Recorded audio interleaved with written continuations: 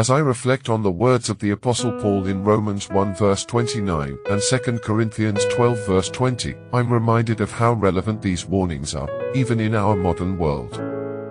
Paul spoke of behaviors that can corrupt not just individuals, but entire communities, sins such as envy, deceit, malice, and whispering, which may seem small, but carry destructive power.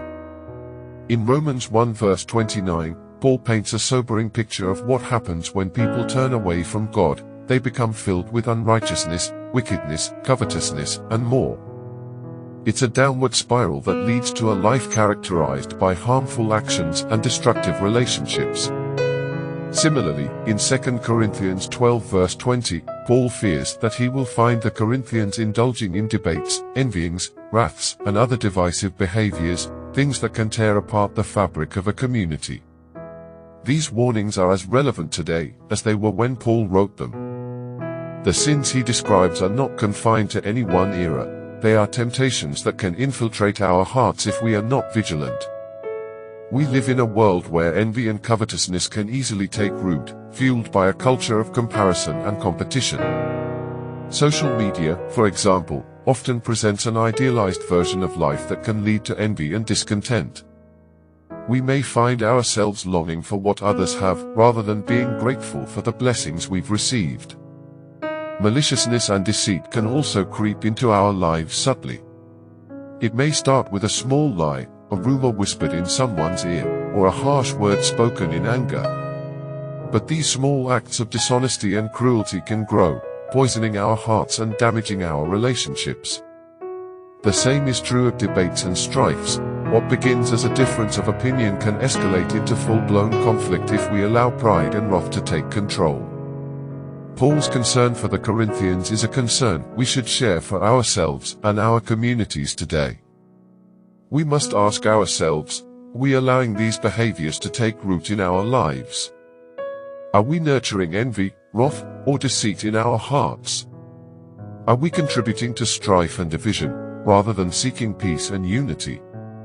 The consequences of indulging in these sins are severe. They separate us from God and from each other. They lead to a breakdown of trust and love, replacing it with suspicion and bitterness. In a world that already feels fractured and divided, the last thing we need is to allow these sinful behaviors to spread.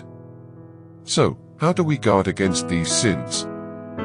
How do we ensure that we are living in a way that reflects the love and righteousness of God?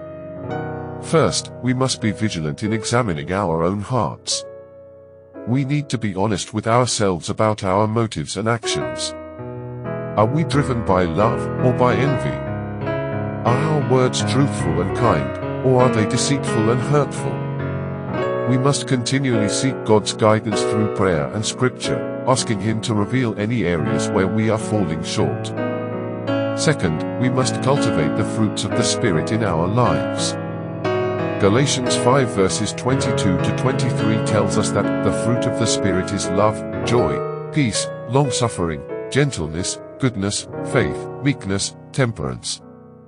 These are the qualities that should characterize our lives as followers of Christ. When we focus on cultivating these fruits, we naturally move away from the behaviors Paul warns against. Finally, we must remember that we are called to be peacemakers. Jesus said, "Blessed are the peacemakers, for they shall be called the children of God," Matthew 5 verse 9. This means that we should strive to bring peace and reconciliation to our relationships, rather than sowing discord and division. It means being quick to forgive, slow to anger, and always seeking to understand others rather than judge them. In a world filled with temptations to envy, strife, and deceit, let us commit ourselves to living in a way that